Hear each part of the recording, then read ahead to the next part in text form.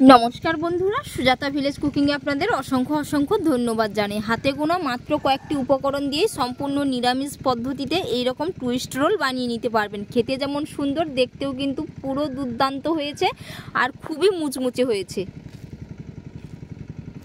এই যে আওয়াজটা শুনিয়ে নিশ্চয়ই বুঝতে পেরেছেন যে কত সুন্দর হয়েছে। ছোট থেকে বড়দের সবারই পছন্দের এই টুইস্ট রোল আপনারা কিন্তু বাড়িতে একবার বানিয়ে দেখতে পারেন। কত সুন্দর হয়েছে, খেতে পুরো দুর্দান্ত হয়। আর আপনি যদি আমার চ্যানেলের নতুন বন্ধু হয়ে থাকেন, অবশ্যই চ্যানেলটিকে লাইক, শেয়ার ও সাবস্ক্রাইব করে নেওয়ার অনুরোধ থাকলো।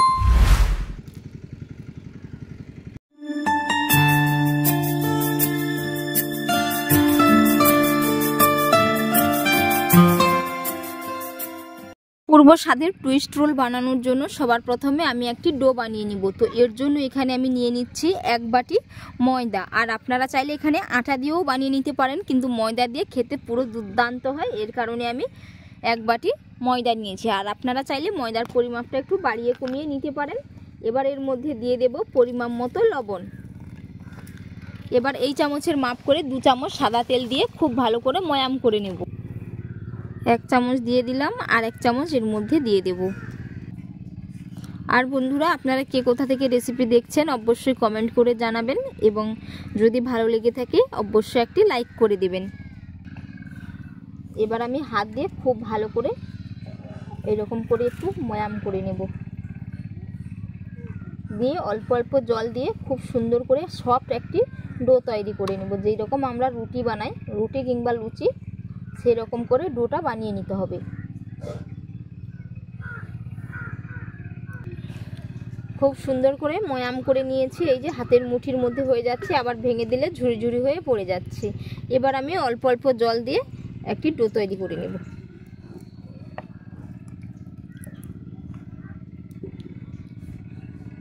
এবারে আমি আলু স্টাফিংটা ভরে নেব। তো এর জন্য আমি এখানে 2টো মিডিয়াম সাইজের আলু নিয়েছি, আর আলুগুলো সেদ্ধ করে গ্রেট করে নিয়েছি। এবার এর মধ্যে কিছু মশলা অ্যাড করে দেব। তো এখানে আমি নিয়েছি কিছু সবজি, বাঁধাকপি, গাজর, কাঁচা লঙ্কা আর ধনেপাতা। এগুলো কুচি করে নিয়েছি, এর মধ্যে মিশিয়ে নেব।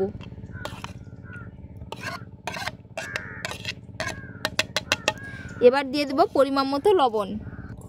পরিমাণ মতো লবণ দিয়ে দিচ্ছি। কালারের জন্য 1 চিমটে হলুদের গুঁড়ো। হলুদের গুঁড়ো, 1/2 চামচ গোটা জিরে, 1/2 চামচ ধনের গুঁড়ো। আপনারা চাইলে আপনাদের পছন্দ অনুযায়ী আরও এখানে মশলা অ্যাড করতে পারেন। তো আমি এইগুলোই দিয়ে মাত্র কয়েকটা উপকরণ দিয়েই বানিয়ে দেখাবো।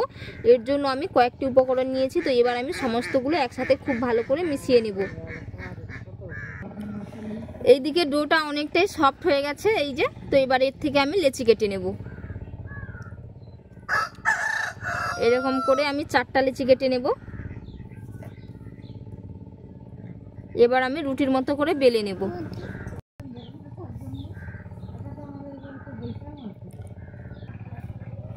রুটির মতো করে বেলে নিয়েছি, হালকা একটু লম্বা করে বেলে নিয়েছি। তো এবার আমি 4 কোণটা কেটে নেব। এরকম করে 4 কোণ কেটে নেব।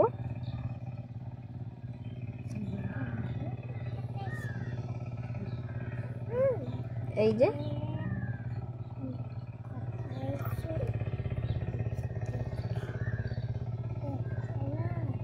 কেটে নিয়েছি। এবার আমি এর মধ্যে স্টাফিংটা ভরে নেব। এরকম করে স্টাফিংটা ভরে নেব। তো পুরোপুরি আমি দেব না, মাঝ বরাবর এক সাইড ধরে লাগিয়ে নেব এইরকম করে।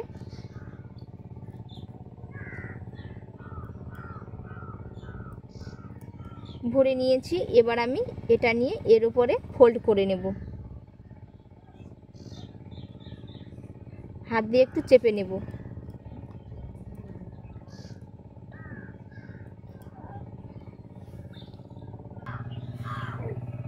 এবার আমি ছুরি দিয়ে এইরকম করে কেটে নেব, এইরকম ভাবে।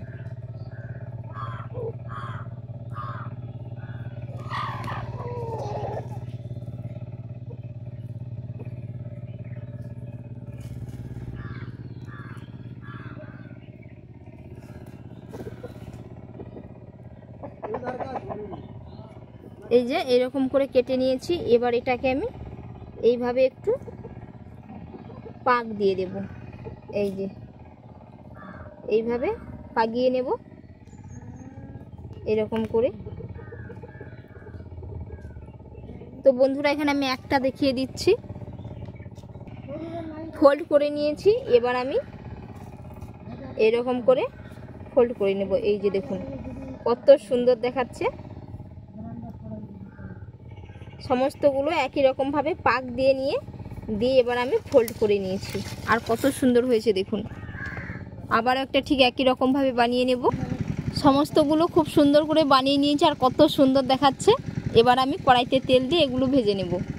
তার জন্য কড়াইয়ের মধ্যে তেল দিয়েছি, তেলটা খুব ভালো করে গরম করে নেব। এবার আমি তেলের মধ্যে দিয়ে দিচ্ছি, একসাথে 3টে করে দিয়ে ভেজে নিচ্ছি। এবার আমি এক পিঠ উল্টে নেব। এই যে কত সুন্দর দেখাচ্ছে দেখুন বন্ধুরা, এরকম করে এক পিঠ উল্টে পাল্টে খুব সুন্দর করে লাল লাল করে ভেজে নেব। খুব সুন্দর করে ভাজা হয়ে গেছে আর খুব সুন্দর একটা কালার চলে এসছে। এই যে এবার আমি এগুলো তুলে নেব। আর কত সুন্দর দেখাচ্ছে দেখুন বন্ধুরা, খেতে পুরো কিন্তু দুর্দান্ত হয়। আর এখানে আমি কিন্তু সম্পূর্ণ নিরামিষভাবে বানিয়েছি। এবার আমি তেল থেকে তুলে নিচ্ছি। বাকিগুলোও ঠিক একই রকমভাবে ভেজে নিচ্ছি।